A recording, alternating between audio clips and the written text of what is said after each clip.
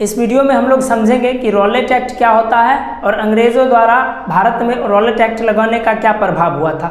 उससे पहले हम लोग समझते हैं कि ये लगाने का नौबत आखिरकार क्यों आ गया, रॉलेट एक्ट को क्यों लगाया गया था। तो इससे पिछले वीडियो में हम लोग ने पढ़ा है कि गांधी जी के द्वारा जो चलाया गया था अलग अलग सत्याग्रह आंदोलन जो चलाया गया था वो भारत में काफ़ी ज़्यादा सक्सेस मिल रहा था, उसको सफल हो रहा था वो आंदोलन, और इससे अंग्रेज़ों को काफ़ी ज़्यादा परेशानी उठाने पड़ रही थी। तो इसके कारण क्या हुआ, अंग्रेज़ों ने इसी चीज़ के डर को ध्यान में रखते हुए उन लोगों ने रॉलेट एक्ट पास कर दिया। और वो रॉलेट एक्ट कैसे पास किया ये तरीका भी बड़ा गजब है। जैसे अपने भारत में जानते हैं कि कोई भी नियम कानून बनाने के लिए क्या चीज़ करना पड़ता है, दोनों सदन में पास करना पड़ता है। दोनों सदन में तीन वहाँ पर जो है पास होना चाहिए, यानी अगर 3 पार्ट है, सपोज कीजिए 3 सीट है तो 3 में से 2 को राजी होना पड़ेगा। ठीक, इस प्रकार से हमारा पास होना पड़ता है। लेकिन यहाँ पर जैसे कि अपने यहाँ क्या होता है कि सबसे पहले राज्यसभा में भी पास होना चाहिए और लोकसभा में भी पास होना चाहिए, और उसके बाद अंतिम में राष्ट्रपति का सिग्नेचर लगता है, उसके बाद कोई भी नियम कानून कुछ भी बनता है। लेकिन वहाँ पर क्या होता था उस समय, पहले के समय में भी उन लोगों का एक काउंसिल होता था, एम्पेरिकल लेजिस्लेटिव काउंसिल एक होता था। ठीक, इसमें बहुत सारे सदस्य जो होते थे अंग्रेज के होते थे और कुछ सदस्य इसके भारतीय भी होते थे। तो वहाँ पर क्या किया गया, इस लॉ को 1919 में लागू कर दिया गया। क्यों लागू किया गया? क्योंकि उन लोगों को इस महात्मा गांधी के द्वारा चलाए गए अलग अलग आंदोलन से उनको डर थोड़ा सा आ गया था। ठीक, इसीलिए 1919 में इन्होंने रॉलेट एक्ट लागू कर दिया गया। अब कैसे लागू किए, तो वहाँ पर देखिए भारत के जो मेंबर्स थे, इंडियन मेंबर्स जो थे, वो लोग अपोज इसका कर रहे थे, वो लोग इसका विरोध कर रहे थे लागू नहीं करने के लिए। फिर भी उनके विरोध करने के बावजूद भी इस लॉ को लागू कर दिया गया, लगा दिया गया। अब यहाँ पर क्या हुआ, रॉलेट एक्ट गवर्नमेंट को जो ये है एक अल्टीमेट पावर दे दिया, एक काफ़ी ज़्यादा पावर प्रोवाइड। अब उस समय सरकार किसकी थी, तो ब्रिटिश सरकार थी उस समय अपने यहाँ। तो उसमें क्या किया, ये बहुत ज़्यादा शक्ति प्रदान करता था उसको, काफ़ी ज़्यादा अपार शक्ति। इनॉर्मस का मतलब होता है अपार शक्ति, इनॉर्मस अपार, और पावर का मतलब होता है शक्ति। तो ये गवर्नमेंट को है एक अल्टीमेट पावर दे दिया। ठीक, इस लॉ के जरिए गवर्नमेंट को एक काफ़ी ज़्यादा शक्ति दे दिया है एक्शन लेने के लिए किसी के भी खिलाफ। अब वो किस किस प्रकार का एक्शन ले सकते थे, तो वो वहाँ पर ध्यान देखिए कि इस एक्ट के अनुसार, इस लॉ के अनुसार क्या किया जा सकता था कि कोई भी विरोध प्रदर्शन अगर करता है, उस प्रिजनर्स को यानी विरोध प्रदर्शन करने वाले को किसी भी बिना किसी मुकदमा के, बिना किसी ट्रायल का मतलब होता है मुकदमा, ठीक, बिना किसी मुकदमा को उसको 2 साल के लिए जेल में डाला जा सकता था। याद रखिए, प्रिजन का मतलब होता है जेल और डिटेंड मतलब डाल देना, डिटेंड का मतलब होता है डाल देना, जेल में डाला जा सकता था।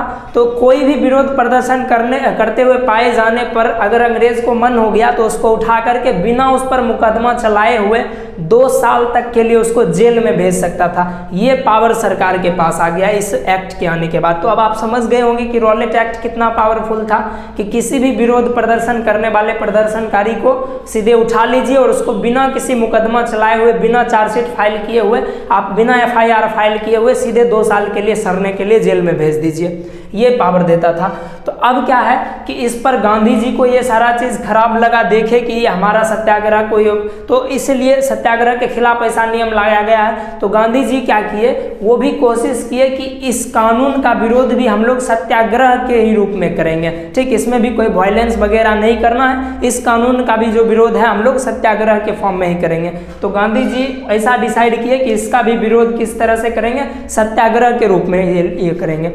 उसके बाद क्या हुआ, इस तरह से विरोध करने के लिए गांधी जी ने एक आइडिया बनाया, जिसके कारण 6 अप्रैल 1919 को क्या होता है, सभी लोगों को एक साथ इकट्ठा किया जाता है, कई सारे लोगों को अलग अलग क्षेत्र में, और उस दिन जो है एक सत्याग्रह दिवस के रूप में भी वो दिन मनाया जाता है। याद रखिएगा, 6 अप्रैल 1919 को, 6 अप्रैल को सत्याग्रह दिवस के रूप में भी मनाया गया। क्यों मनाया गया?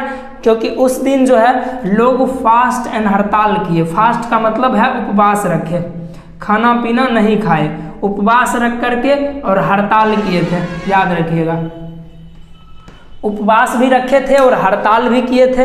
पूरा देश के लोग एक साथ उस दिन जुटे थे और उस दिन हड़ताल उपवास रख करके और अंग्रेज़ों के खिलाफ इस चीज़ पर हड़ताल किए थे। ये जो रॉलेट एक्ट पास किया गया था इसके खिलाफ, क्यों?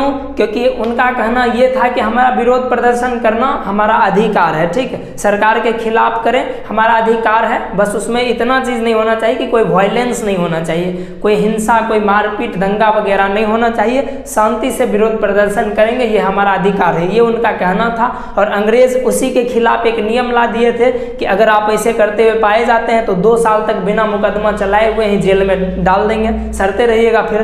तो इसी के खिलाफ ये लोग प्रदर्शन करने लगे, ठीक। उसके बाद हम लोग देखते हैं कि आगे क्या हुआ था। अब देखिए, जनरली ऐसा होता है कि किसी भी कानून को बनाने के लिए अपने यहाँ lower house and upper house, Rajya Sabha और लोकसभा दोनों जगह पर 2/3 मत से पास होना पड़ता है किसी को भी, ठीक। किसी भी चीज़ को कोई भी जैसे कोई भी वहाँ पर लेकर के गया लॉ, कोई भी बिल है उसको 2/3 मत से पास होना पड़ेगा और उसके बाद राष्ट्रपति साइन करेंगे, तब जाकर के कोई भी कानून बनता है जनरली। लेकिन वहाँ पर क्या किया गया था, ना ही वहाँ पर इंडियन मेंबर्स जो भी थे उसका वो विरोध कर रहे थे उस कानून का, फिर भी वो लॉ ले आया गया था। तो सबसे पहले तो सत्याग्रह दिवस के रूप में उन्होंने मनाया और उसके बाद क्या किया, अलग अलग शहर में यहाँ पर रैली निकाला गया, अलग अलग देश के अलग अलग शहर में रैली निकाला गया, ठीक, रैली भी निकाला गया। वहाँ के मजदूर वगैरह जो अलग अलग कल कारखाने के थे, सरकारी वर्कर्स थे, सरकारी ऑफिस में काम करने वाले, वो लोग स्ट्राइक पर चले गए। रेलवे के मजदूर, रेलवे के जो वर्कर्स थे वो भी स्ट्राइक पर चले गए। रेलवे के स्टेशन के बगल में जो भी शॉप्स वगैरह होता है वो सब बंद कर दिया गया और शहर का जो भी शॉप वगैरह था सबको बंद कर दिया गया, शट डाउन कर दिया गया, ठीक, क्लोज कर दिया गया।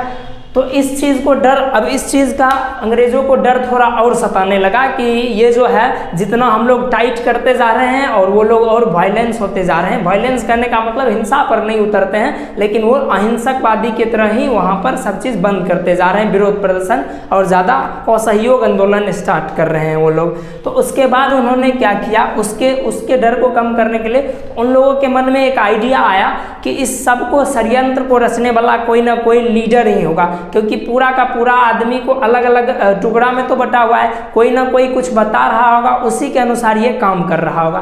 तो उन लोगों ने क्या किया कि जितना भी लोकल लीडर थे, स्थानीय जितने भी नेता लोग थे, उन लोगों को इन्होंने गिरफ्तार करना शुरू कर दिया, अरेस्ट करना शुरू किया। तो जितने भी लोकल लीडर थे उसमें पंजाब के अमृतसर से सबको उठाना शुरू कर दिए, उठा लिए, सबको जेल में बंद कर दिए। और उसके बाद गांधी जी जो थे उन पर क्या कर दिया गया, दिल्ली आने पर उनको प्रतिबंध लगा दिया गया, बैन कर दिया दिल्ली आने के लिए। जैसे अभी सन्नी देओल को पाकिस्तान जाने पर प्रतिबंध लगा हुआ है, क्यों? क्योंकि पाकिस्तान का बेचारा का हैंडपंप ही उखाड़ लिए थे वो गदर सिनेमा में, इसीलिए उनको प्रतिबंध लगा दिया गया है, ठीक है। तो इसी तरह से उस समय गांधी जी पूरे गुड़ के गाछ माना जाता था गांधी जी को है, ठीक, कि ये जितना भी षड्यंत्र हो रहा है, जितना भी विरोध प्रदर्शन हो रहा है, स्टार्ट यही किए हैं गांधी जी। इसीलिए उनको क्या किया गया, गांधी जी को दिल्ली आने पर बैन लगा दिया, गांधी जी बैरेड फ्रॉम एंटरिंग दिल्ली, ठीक, दिल्ली आने पर उनको प्रतिबंध लगा दिया गया। उसके बाद क्या हुआ, उसके बाद इन लोगों ने क्या किया, 10 अप्रैल 1919 को, अब ये लोग दिल्ली नहीं जा सकते थे लेकिन कहीं पर भी तो विरोध प्रदर्शन आराम से कर सकते थे। तो ये लोग जुलूस निकाल रहे थे, एक शांतिपूर्वक जुलूस, उसमें कोई दंगा फसाद नहीं, क्योंकि गांधी जी की बात बहुत लोग मानते थे। देखिए अभी लोग कोई बोल देते हैं, गाली दे देते हैं गांधी जी के बारे में, नाथूराम गॉडसे को जिंदाबाद कह देते हैं, लेकिन ये बहुत गलत बात है। गांधी जी देश के लिए बहुत कुछ किए हैं, ठीक, और एक भी किताब आपको ऐसा नहीं लिखा दिखाई देगा जिस पर लिखा हुआ हो कि नाथूराम गॉडसे आज तक अंग्रेज को एक थप्पड़ भी मारा हो, ऐसा कहीं पर भी नहीं लिखा हुआ है। गांधी जी, देखिए अभी हम लोग आज़ादी से बातचीत कर पा रहे हैं, कुछ भी बोल देते हैं, गांधी जी की गाली दे देते हैं, ये भी उन्हीं की वजह से। अगर वो स्टार्ट नहीं करते ये सब चीज़ तो आज देखिए अलग अलग नेता थे, 13 साल का मुजफ्फरपुर का लड़का यहाँ पर फांसी पर चढ़ जाता है, भगत सिंह, सुखदेव, राजगुरु, ये सब चीज़, सुभाष चंद्र बोस, इतना कुछ सब लोग किए हैं। और गांधी जी इसमें बहुत सारा, देखिए जो लोग गांधी जी के बारे में गलत बोलते हैं ना, वो गांधी जी के बारे में बहुत कम जानते हैं, ठीक। ठीक, उनको उनके बारे में पढ़ना चाहिए। बहुत चीज़ थे जो गांधी जी किए थे। और शांति देखिए, कोई भी चीज़ वायलेंस के साथ स्टार्ट होता है, हिंसा के साथ स्टार्ट होता है, लड़ाई झगड़ा गुस्से के साथ स्टार्ट होता है, तो वो लंबा टाइम तक नहीं टिक पाता है, वो तुरंत जाकर के ख़त्म हो जाता है। लेकिन अगर कोई चीज़ शांतिपूर्वक किया जाता है नॉन वायलेंस के साथ, तो उसको चलने का जो ड्यूरेशन होता है, पीरियड होता है, वो लंबा होता है और सबको एकजुट भी किया जा सकता था। और गांधी जी ये समझते थे। इसलिए गांधी जी को नरम दल का नेता बोला गया है और बाकी भगत सिंह, सुखदेव, राजगुरु वगैरह को उनको गरम दल का नेता बोला गया है, क्योंकि वो तुरंत एकदम मारपीट करने पर उतारू हो जाते थे। ये चीज़ है। तो इसके बाद क्या किया कि अमृत शहर में जो था जुलूस निकाला जा रहा था, ठीक, शांतिपूर्वक प्रोसेशन का मतलब होता है जुलूस निकालना, ठीक, जुलूस, पीसफुल मतलब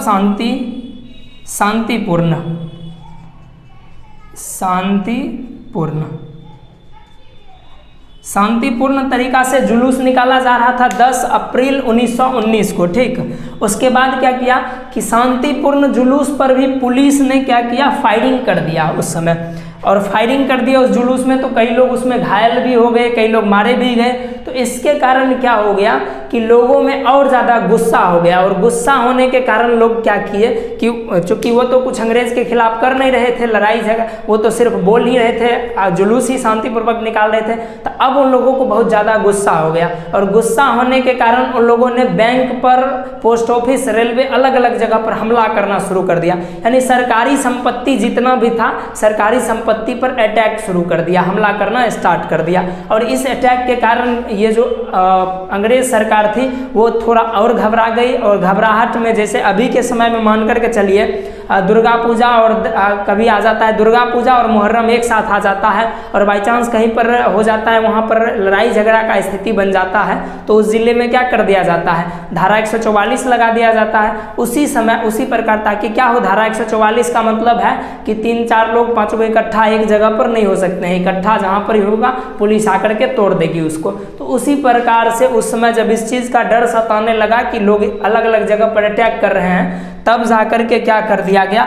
वहाँ पर मार्शल लॉ लागू कर दिया गया, ठीक। जैसे अपने यहाँ अभी के समय में धारा 144 लागू कर देते हैं, उसी समय मार्शल लॉ लागू कर दिया गया। और उसके बाद क्या हुआ कि जनरल डायर को कमान संभालने की जिम्मेदारी सौंप दी गई। जनरल डायर को कमान संभालने की, आगे का ये सही से लॉ सब जगह पर लागू हो, ये कानून सब जगह लागू हो, इसके लिए जनरल डायर को इंस्ट्रक्शन दिया गया कि आप इसका कमान संभालिए, ठीक। तो ये था हमारा रोलेट एक्ट, जिसमें हम लोग जाने कि रोलेट एक्ट में क्या क्या आखिरकार हुआ था, क्यों लाना पड़ा था रोलेट एक्ट और क्या प्रभाव पड़ा था हम इंडियंस पर इस लाने का, इसको रोलेट एक्ट को लाने का, ठीक। नेक्स्ट क्लास में हम लोग जानेंगे कि रोलेट एक्ट तो ये हो गया। उसके बाद नेक्स्ट क्लास में हम लोग को जानना है कि जनरल डायर के कमांड लेने के बाद आखिरकार क्या हुआ था जो जलियांवाला बाग हत्याकांड हुआ था। तो जलियांवाला बाग हत्याकांड के बारे में आगे हम लोग नेक्स्ट क्लास में पढ़ेंगे। तो ठीक है, मिलते हैं नेक्स्ट क्लास। आई होप ये सारी चीज़ हम समझ में आप लोग को आई होगी। अगर कोई चीज़ नहीं समझ में आई होगी तो कमेंट ज़रूर कीजिएगा, ठीक। तो मिलते हैं नेक्स्ट क्लास में और उसमें जानेंगे कि जलियांवाला बाग हत्याकांड क्यों हुआ था आखिरकार, ठीक।